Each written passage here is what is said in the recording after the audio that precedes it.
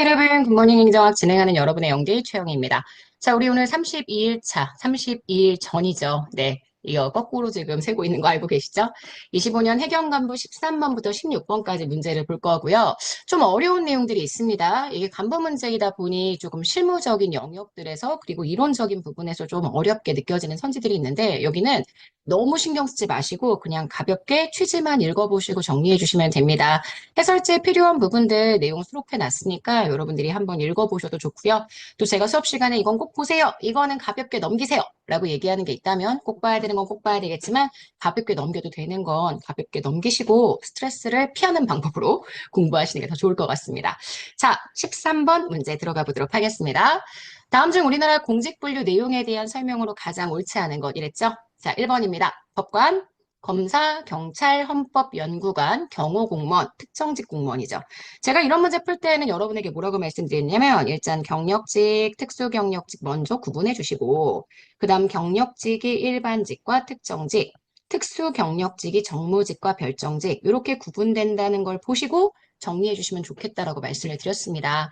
자, 1번 보시면 맞는 내용이 되죠. 자, 2번입니다. 우리나라 공무원은 경력직과 특수경력직, 별정직은 특수경력직 중에 하나입니다. 갑자기 별정직 공무원으로 구분된다. 되게 이상하죠. 경력직과 특수경력직으로 구분되고 이걸 세부적으로 나누면 일반직, 특정직, 정무직, 별정직 이렇게 봐주셔야 합니다.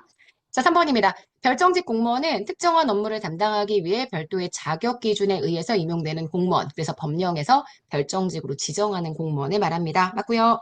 자, 4번입니다. 전문 경력관 직위. 제가 군견 훈련원 같은 거 얘기했었죠. 직무가 너무 특이해서 정무의 특성, 난이도, 직무에 요구되는 숙련도에 따라 가나다 이렇게만 직무 등급을 구분하고요. 우리가 일반적으로 얘기하는 직군이나 직렬 등의 분류를 하지 않는 공무원들을 의미합니다. 그래서 4번 맞는 선지가 됩니다. 자, 13번 문제의 정답은 그래서 2번입니다. 자, 14번 갈게요. 14번 꽤 어려운 선지인데 이 문제의 요 4번은 너무 복잡하게 생각하지 마시고 징계에 대한 절차입니다. 그래서 징계로 인한 소청에 대한 절차입니다. 그래서 요거는 그냥 이런 종류의 내용이 국가공무원법에 있다. 요 정도만 봐주시면 되고요. 나머지 선지들의 내용을 중심으로 봐주시면 됩니다.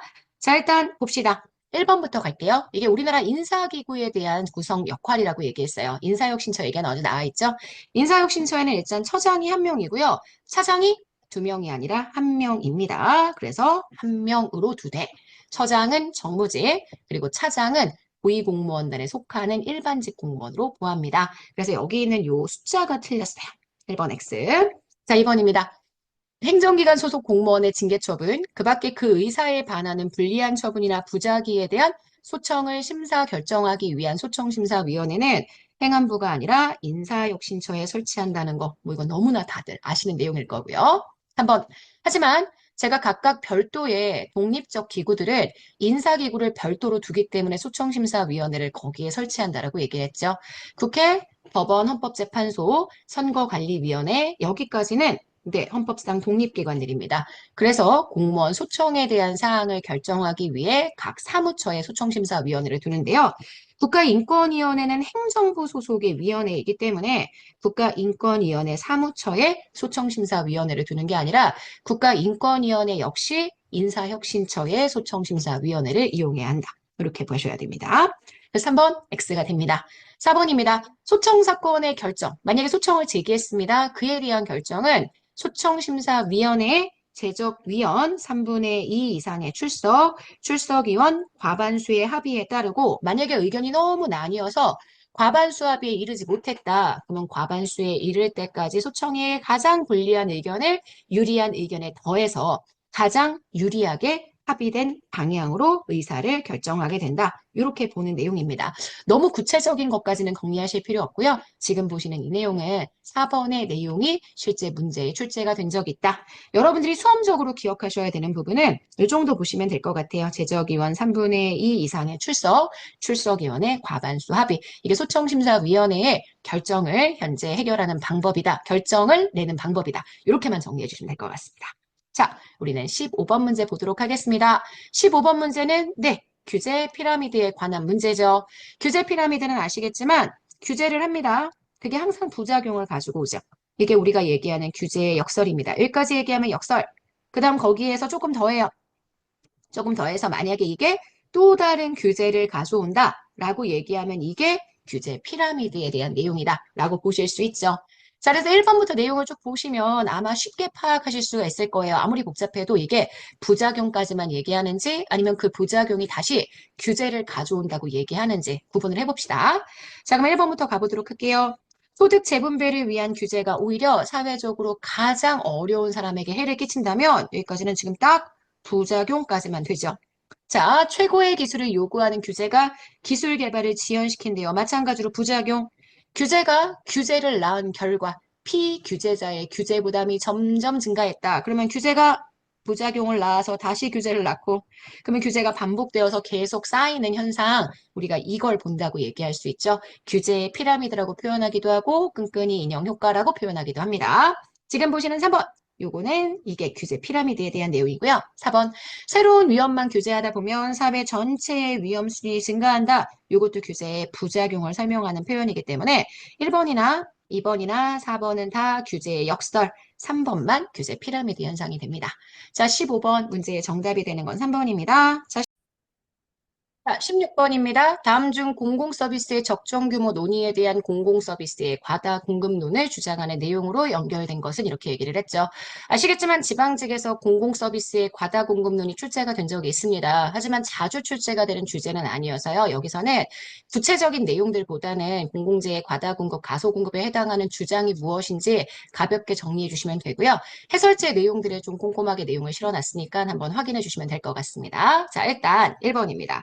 관료제가 발달하게 되면 주로 파킨슨의 법칙, 부하 배증이나 업무 배증과 같은 그러한 현상이 발생을 하게 되고요. 이게 점점 더 관료제를 피라미드화, 관료 제국주의화 시킬 수 있는 내용이기 때문에 관료제의 발달은 과다 공급설의 내용으로 주로 사용이 됩니다. 관료제 자체만 가지고 과다 공급을 추론하기는 좀 힘들지만 이 관료제의 발달이 자연스럽게 우리가 이야기하는 공공재의 과다 공급설로 연결될 수 있는 파킨슨의 법칙과 정리가 같이 된다. 이렇게 봐주시면 되고요. 얘네들과 되게 비슷한 그러한 경향을 가지고 있는 이론이 바로 요거입니다. 뷰캐니언의 리바이어던. 여기도 마찬가지로 관료제가 점차 발달을 하면서 점점 조직의 규모와 인력의 크기가 늘어나면서 일이 많지는 않은데 쓸데없이 크기가 증가할 수 있는 현상을 설명하는 표현으로 이야기해서요. 요거는 과다 공급설에 대한 내용으로 연결되게 된다라고 보시면 됩니다.